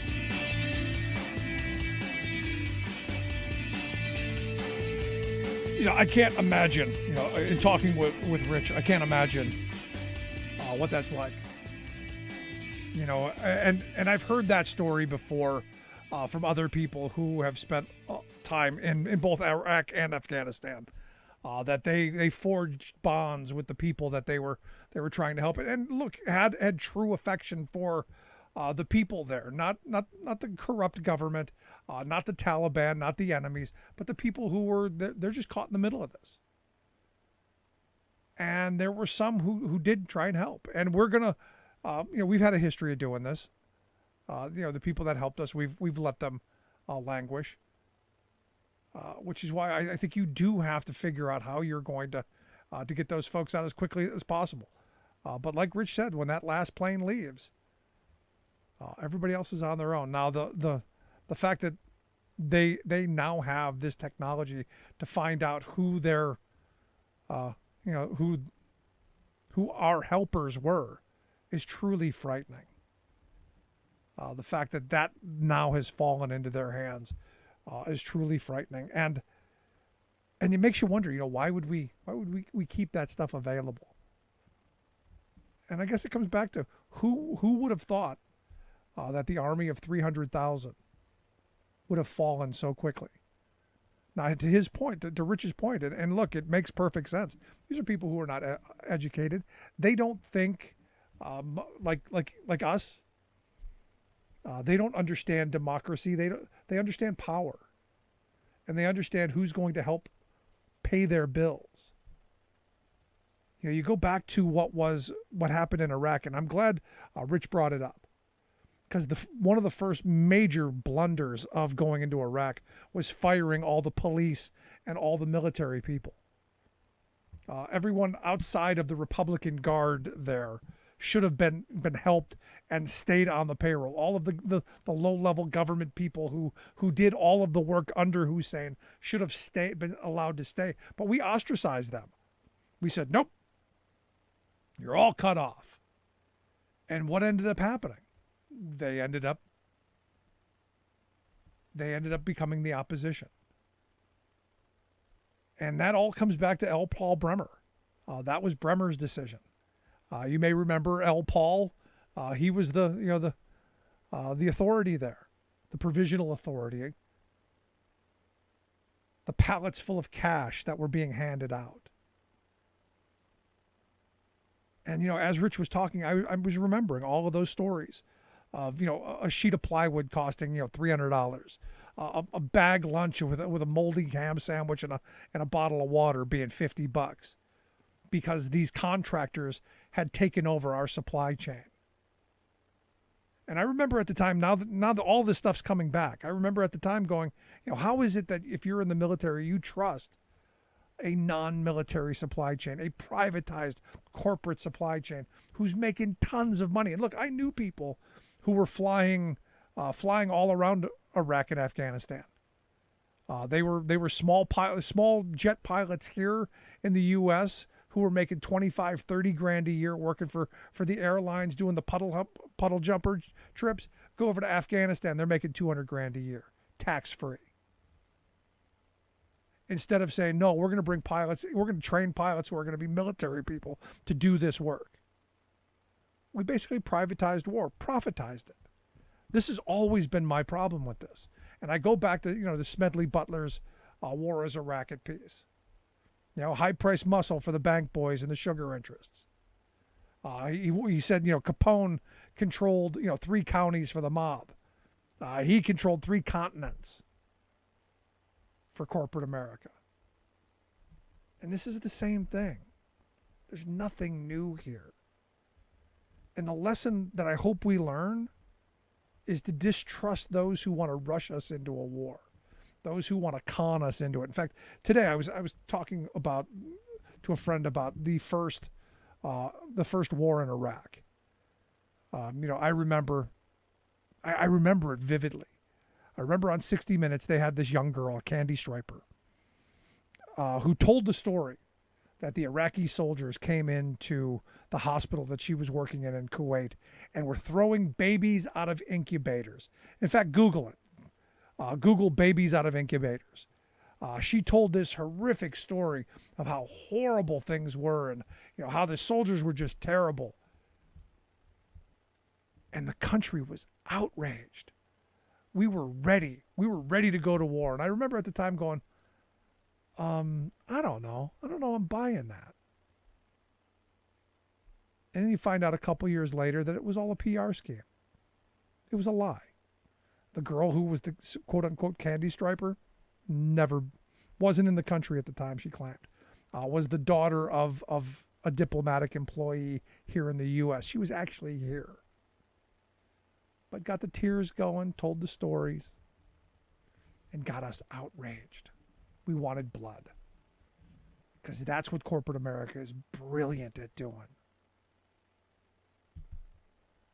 Personally, every person that got us into this, we should be investigating. Out of this failure should be an opportunity to investigate the people who got us into this, lied to get us into Iraq, and the people who kept telling us, no, we're doing good work. The intelligence failure has to be investigated. There needs to be some accountability and transparency. Just that simple to me. Love to hear your thoughts. You can email me, rick@thericksmithshow.com. Quick break. Right back. Stick around.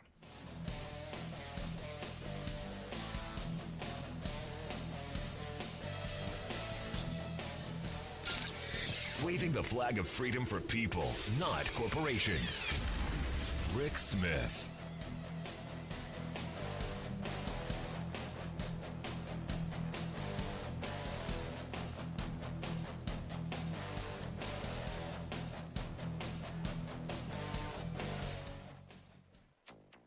It is a massive investment, $3.5 trillion to be spent on American families and to combat the climate crisis. Democrats pass budget reconciliation blueprint, setting the stage for historic climate action.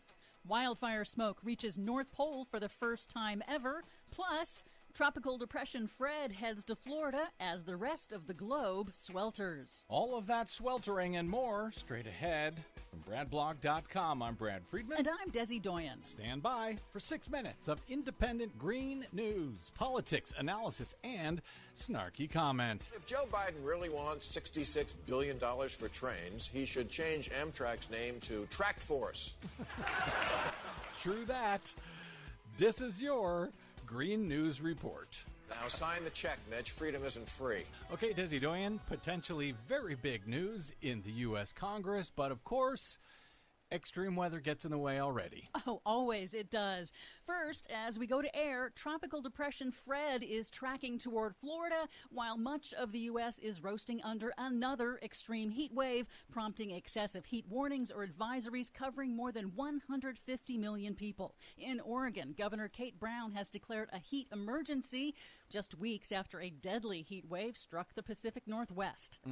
In Europe, still in the grip of a persistent, widespread heat wave fueling record wildfires, the island of Sicily this week, if confirmed, may have set a new all-time highest temperature record for the entire continent of at least 120 degrees Fahrenheit. In Sicily. Tunisia on Wednesday also set a new all-time national record of 122 degrees Fahrenheit. In Tunisia. In Siberia, also in the grip of an intense heat wave, massive wildfires in that one single region are now bigger than all of the world's other fires combined. Well done, Siberia. Worse, smoke from those fires has reached the North Pole for the first time in recorded history, according to satellite observations. Black soot from the wildfires sadly settles on Arctic ice, absorbing the sun's heat, which accelerates the melting of the ice. Santa is not going to like that at all. Now, a new dire UN climate report issued this week warns that global warming and extreme weather disasters will worsen and intensify over the next 20 to 30 years, and that the window is closing for world governments to enact swift changes to have a decent chance of staving off truly catastrophic impacts projected for the latter half of this century. To that end, after years and years of infrastructure week, we're on the cusp of an infrastructure decade. After months of negotiations, Senate Democrats this week passed two major bills. First was the $1.2 trillion bipartisan infrastructure deal, which focuses on repairing the nation's crumbling infrastructure, with 19 Republicans voting in favor. If it's passed by the House, this modest bill would be the biggest investment in traditional infrastructure since the interstate highway system decades ago. And in electric vehicle charging stations, just want to point that out. Oh, indeed. President Biden emphasized its historic nature. This bill's going to help make a historic recovery a long-term boom. Senate Democrats also this week pushed through a key procedural vote on a budget resolution strictly along party lines that lays the groundwork for the Democrats' only $3.5 trillion budget reconciliation package, funding over 10 years that boosts working families and so-called human infrastructure. The blueprint also contains the bulk of Biden's climate agenda, targeting 100% clean electricity by 2035 and net zero carbon emissions economy-wide by 2050. Cool. It has significant investments to speed the transition away from fossil fuels, cut pollution and emissions, and funds repairs and upgrades to adapt the nation's infrastructure for climate resilience. In its present form, it establishes a clean electricity standard, a civilian climate corps jobs program, investments in environmental justice, electrifying buildings, expanding electric vehicles, renewable energy, and more. Final passage in the laborious legislative process would likely come in mid-September, with 0 Republican votes expected. But it does appear to be coming as long as, well, Joe Manchin and Kirsten Sinema decide to play along. The two bills together would be the biggest infrastructure investment in U.S. history and are widely seen as the last chance for the U.S. to take meaningful climate action for the next decade if Republicans retake Congress in the 2022 midterm elections. In a recent interview on the broadcast, climate scientist Dr. Michael Mann referred to the dire new UN climate report released this week in noting just how crucial it is that the U.S. take action. Potential for climate policy stands on a knife edge. This is the defining challenge of our time. Catastrophic climate change is here. The science tells us that we have to act now. This is a defining moment in human civilization. And I don't think that's an overstatement. For much more on all of these stories and the ones we couldn't get to today, check out our website at greennews.bradblog.com. Find, follow, and share us planet-wide on the Facebooks and the Twitters at Green News Report. I'm Brad Friedman. And I'm Desi Doyen. And this has been your Green News Report.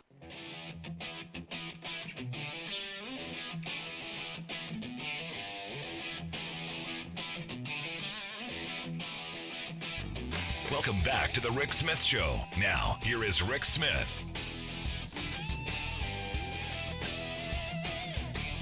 So it's interesting to me to see how many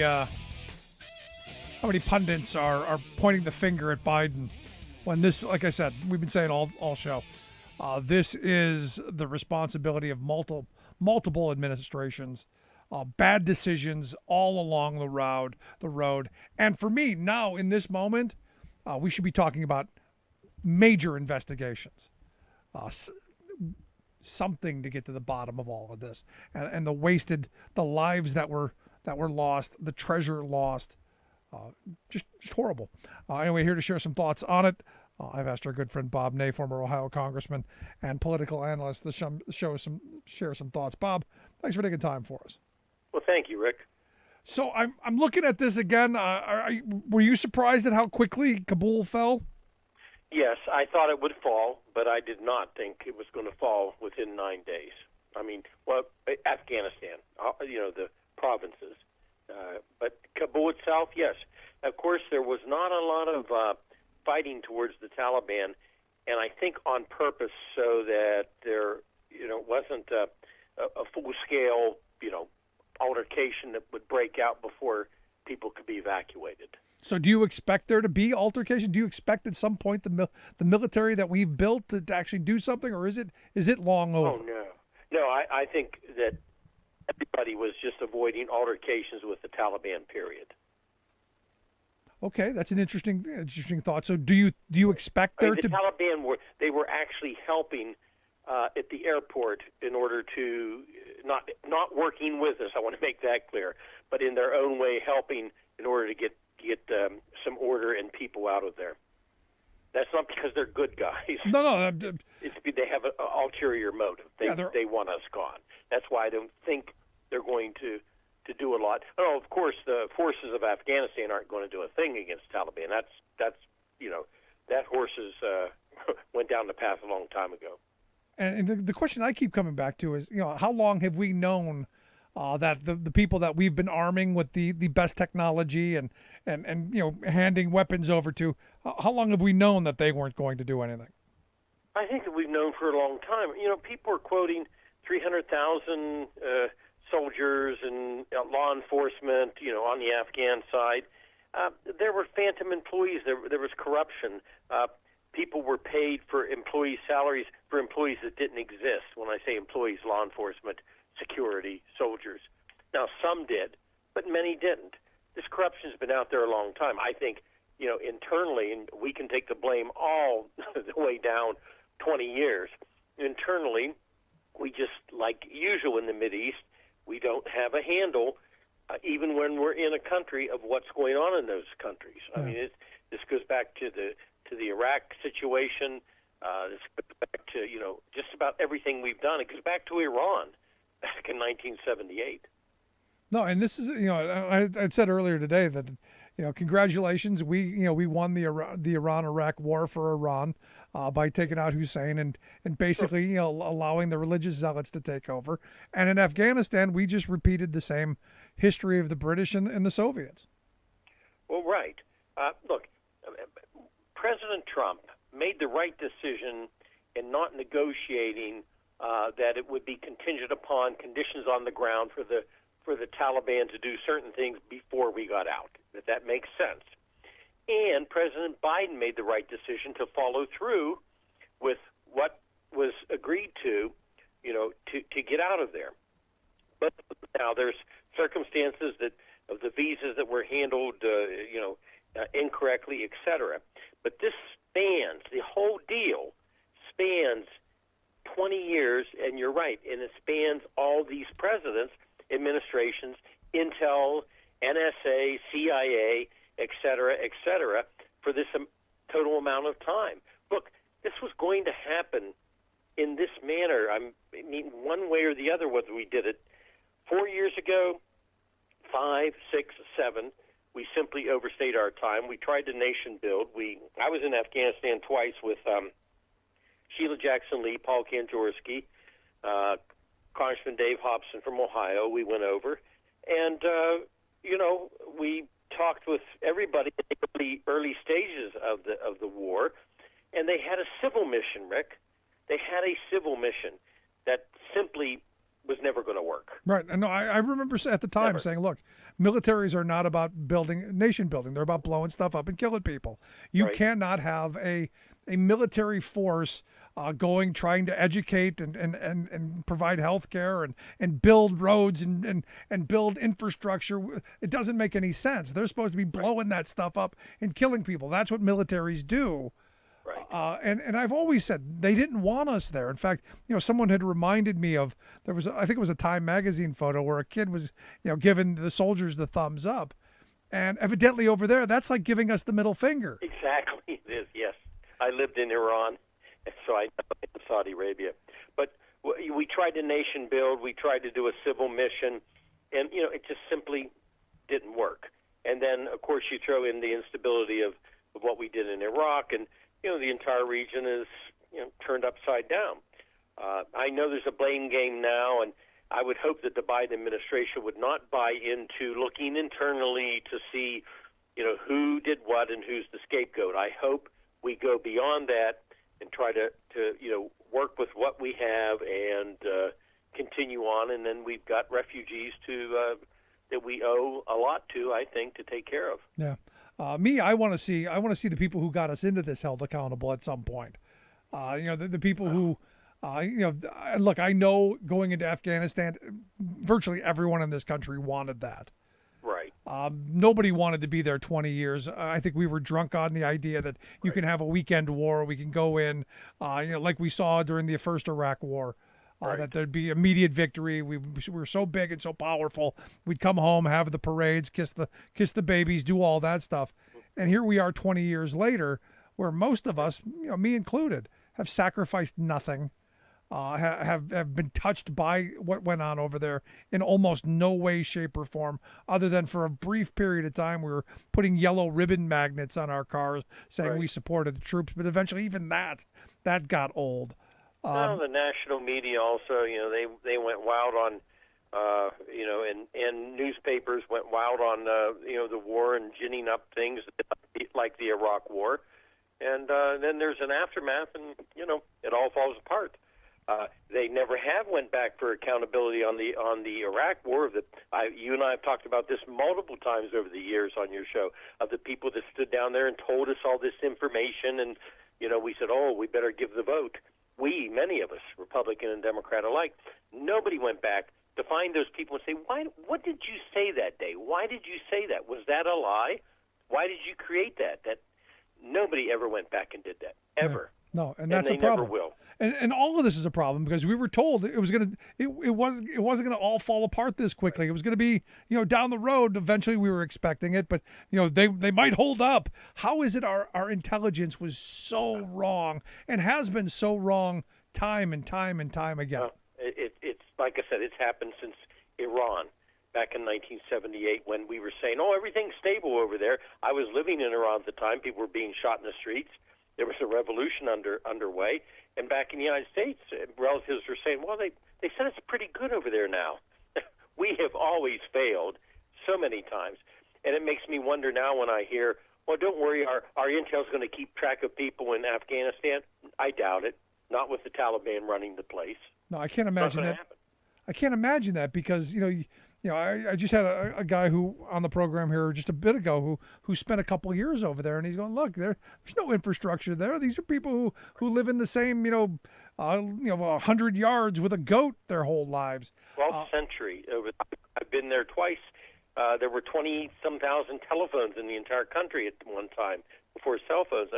It's a lot of nice people, of course, over there, but the whole structure is just 12th century. And we tried to go in there and do something, and it didn't work. Plus, we forgot there's tribal feelings that have existed for hundreds of years with people. Also a fear. They're going to take your family out and execute them in front of everybody and say, who's next to talk about the Taliban? I mean, this has all gone on for a long time. So was it, I said from the beginning, this was our hubris. This was, we like to believe we're exceptional. We didn't learn the lesson from the British or the Soviets, that we're better than all that. We're exceptional, that we can do something different. How much do you think that played into the reality we're in? I think it played in a lot. And the fact that we were spending so much money and still there, people say, oh, it must be changing, and it simply wasn't. And our mindset was that, it was different. Look, you win some, you lose some, and in this case, we've lost. It spanned multiple intel agencies. It spanned multiple administrations. We're getting out, and we've just got to make the best of it to try to, I think, help the refugees. Yeah, I'm with you on that. But here's the thing: obviously we lost. I mean, that's Right. because. But my problem with saying that we lost is I don't know what winning looked like. What was winning? I mean, you were in Congress at a certain point. Winning looked like something at one point, didn't it? Well, yes, at one point in time, but then when when I visited there later on, I think 4 years after was the second visit, and they were talking about the civil missions, and I thought, okay, I'm not sure this is going to go well. How much can we change a culture or a thought or an attitude? And then, Karzai left, and Ghani came in eventually, and he wasn't, good for the country, and corruption, nothing altered. And you could, I think, almost see once we left, that was it. Any fear they had, to try to keep things on the up and up would be gone. Yeah, I mean, you think about, first I think about the soldiers who were lost, who lost their lives there, and all of the people who came back and their lives are forever altered. That I don't think we've done enough to take care of. Granted, it wasn't as bad as when I remember as a kid in the 70s seeing those guys coming back from Vietnam, but still disgraceful in a lot of cases on how we've handled them. That's right. And it's one of these things that, I remember going, today's been that day of remembering, this whole process. And I was out protesting, against getting involved in any of this. All in favor of killing bin Laden. Yep, you had to do that. But diving into Afghanistan and Iraq, just horrible policy. We did nation building, and a lot of people were lied to. A lot of people were misled, and this is the end result 20 years later. So what do you say to the person, and I just talked to my friend Rich Ojeda, who was like, this is corporate America's dealing. This is the Halliburtons. This is the Kellogg Brown and Roots. This is the Bechtels. This is all of them. This was for them. Do you agree with that?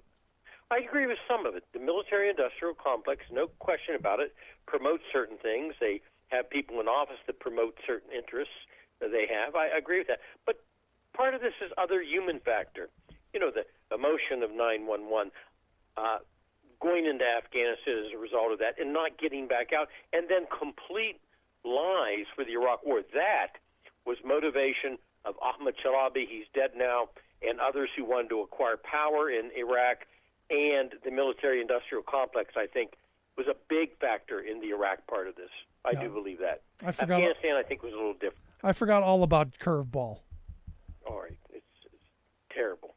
But again, it comes back to how the intelligence failures that we continue to have. Horrible. We spend so much money and we know so little. Really terrible. And then you got to ask the question: how much of it is actual intelligence work, and how much of it is this is the path that we want to go and we choose to go, as opposed to what the intelligence is actually telling us. I mean, we don't know. It's above my pay grade, way above. And I know there were times where you've been briefed on stuff that you can't talk about under penalty of law. But at some point, don't you think those doors have to be open? Well, yes, I'm very angry at the people that sat there. I wish I could tell you what they showed and said to us that day for the Iraq vote. I'm very, very angry at them. I think it's disgraceful, disgusting, and people died. They lied, and people died. And nobody is doing anything to make them all accountable who stood there and told us, this whole fabrication. I mean, you think about that one moment, that 9/11 changed this country forever in ways that we can't go back from. And I look at the Patriot Act as one of those things, creating this ability of surveillance states that we've just moved in all the worst directions. Oh, I know. I was one of 3 Republicans that voted no. Everybody said, well, you're going to lose your election. You can't vote that way, because that's how people voted, out of fear. I mean, it was the Patriot Act. It really sounded good. Yeah, I give Republicans credit. They're and Democrats on a certain level too. They're good at the naming game. That's true. I mean, it's sad, but ultimately, I blame we the people for this. We wanted what happened in to go into Afghanistan. We went and we didn't hold anybody accountable. We didn't demand people come out. In fact, I go back to we voted for Obama, who said we were going to pull people out. We didn't hold him accountable. Right. This isn't a dark day because of actually today, as much as it's a dark day because of 20 years ago. Right. That led to today. That is an excellent point. That is an excellent point. So, last question I've got for you: where do you see this going? I mean, you're somebody who knows that region probably better than anybody I know.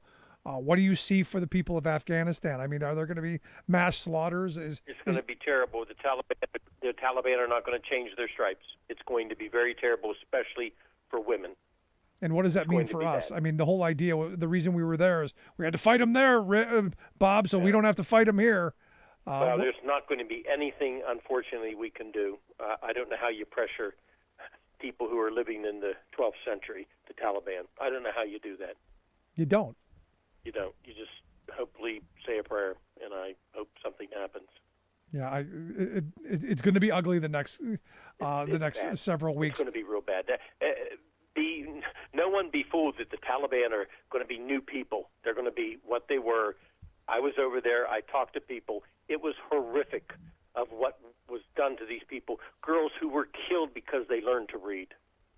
Girls who were 12 years old sold into being brides for these older warlords. It's terrible.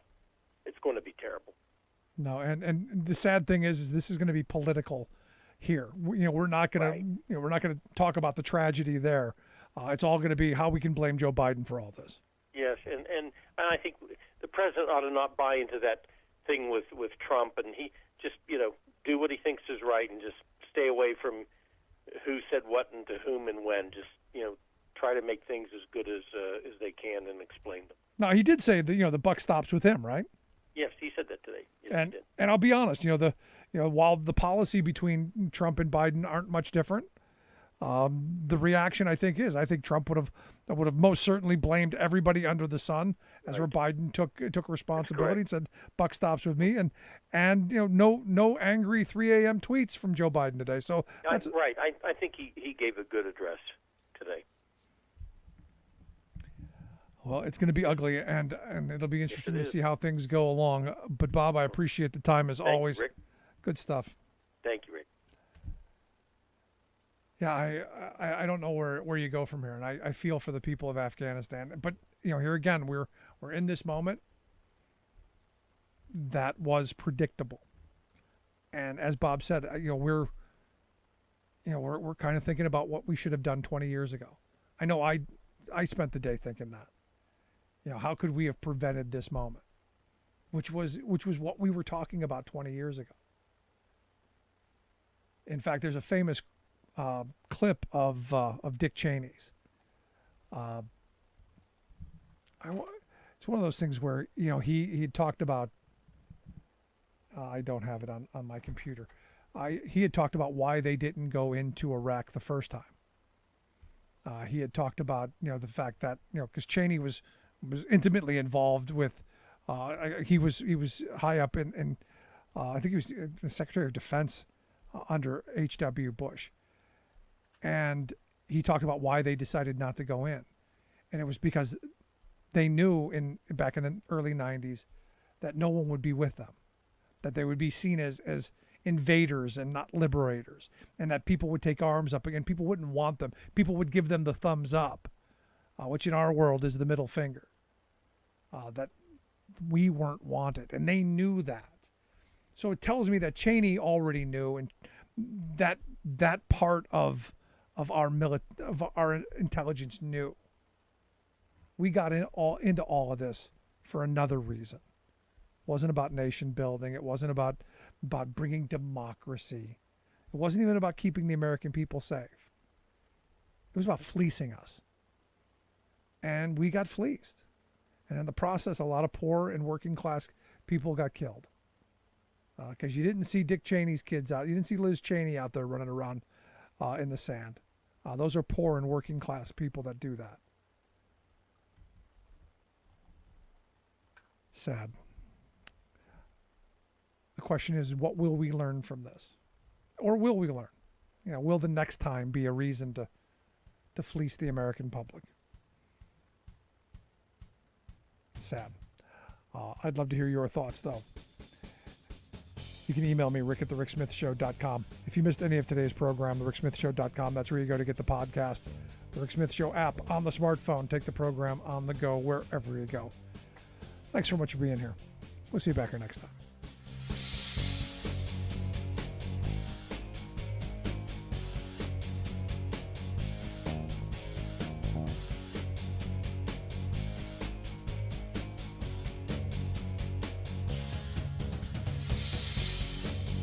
You've been listening to The Rick Smith Show.